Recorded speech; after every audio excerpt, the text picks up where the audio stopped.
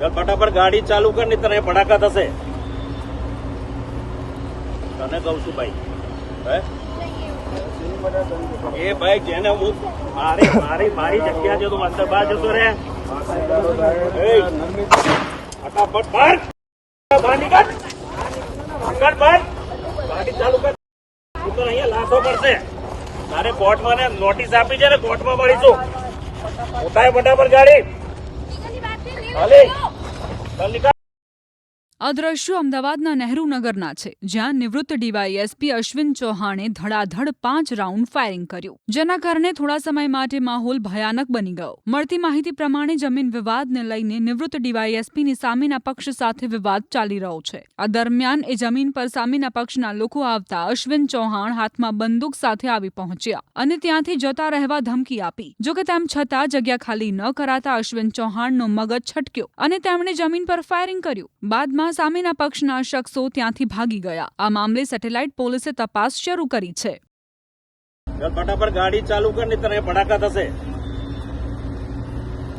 તને કહું છું ભાઈ, એ ભાઈ જેને હું મારી જગ્યા છે તું અંદર બહાર જતો રે. ફટાફટ બહાર નીકળ, ગાડી ચાલુ કર. તું તો અહીંયા લાશો પડશે.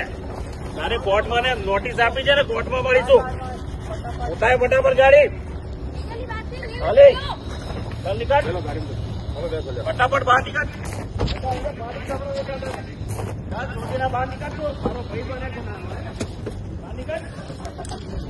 કોર્ટમાં મળીશું.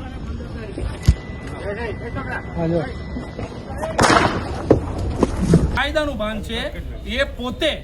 એ પોતે રિવોલ્વર લઈને આવી અને ભાડે પેટે જે જગ્યા રાખી છે પાથરણા બજાર, એમાં એને એક તો ફ્રોડ કરી, છેતરપિંડી અમારી સાથે કરી છે અને પાછી દાદાગીરી કરી આવી.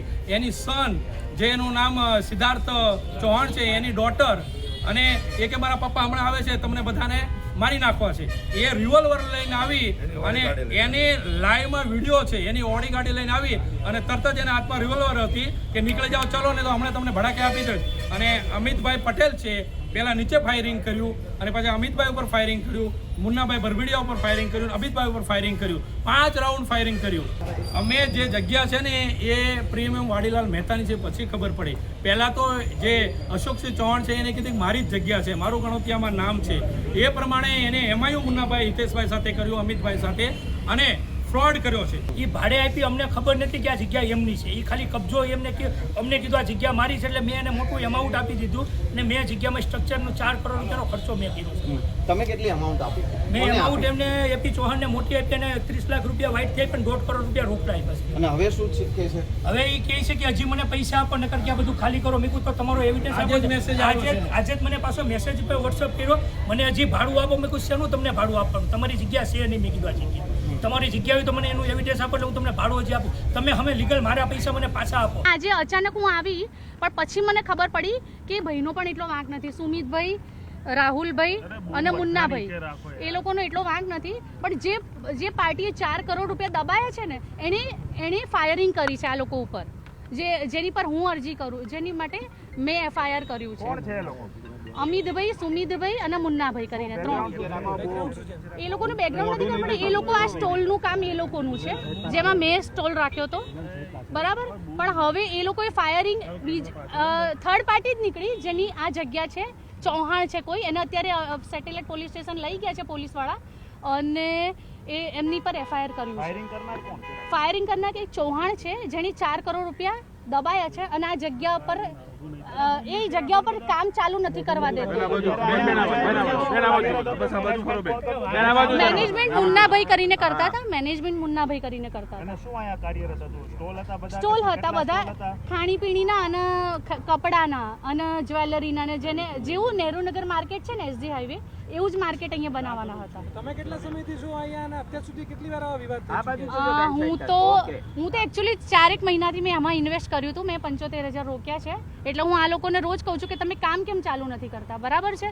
એટલે એ લોકો મને રોજ ગલ્લા તલ્લા કરતા હતા કે આજે નહીં કાલે નહીં કરીશું અમે લોકો.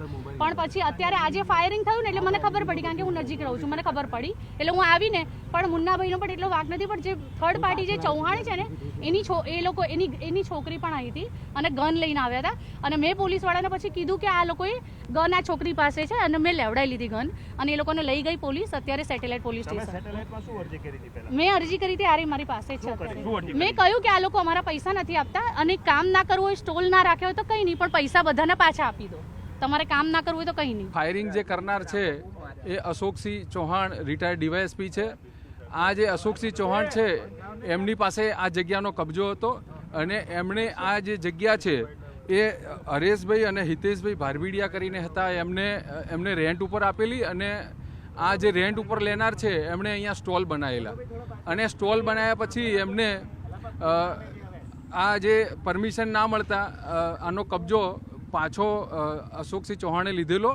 અને આજે આ લોકો જે હિતેશભાઈ ને હરેશભાઈ ને એ લોકો જે પક્ષ આવેલા અહીંયા, તો એ બાબતે અશોકસિંહ ચૌહાણે અહીંયા એમની પિસ્ટલમાંથી 5 રાઉન્ડ ફાયરિંગ કરેલું છે. આ જગ્યા જે વિવાદિત છે, અહીંયા જે સ્ટોલ બનાવ્યા એ સ્ટોલ શરૂ ના થતા જેને સ્ટોલ ભાડે રાખ્યા છે એણે આમને જે અશોકસિંહ ચૌહાણ છે એમને ભાડું આપેલું નહીં, એટલે ભાડું ન આપતા એમણે આ જગ્યા પોતાની છે અને તમે ખાલી કરીને જતા રહો એવું જણાવેલું. એટલે સામાવાળાએ એવું કીધેલું કે અમે તમને જે ડિપોઝિટ આપી છે એ ડિપોઝિટને અમારો ખર્ચો પરત કરો તો જ અમે જઈશું. એ બાબતે બંને પક્ષે બોલાચાલી થયેલી અને રિટાયર્ડ ડીવાયએસપી અશોકસિંહ ચૌહાણે એમને જે પિસ્ટલ વેપન હતું એમાંથી 5 રાઉન્ડ ફાયરિંગ કરેલાનું જણાઈ આવે છે. પ્રાથમિક માહિતી મુજબ આ જગ્યા છે એ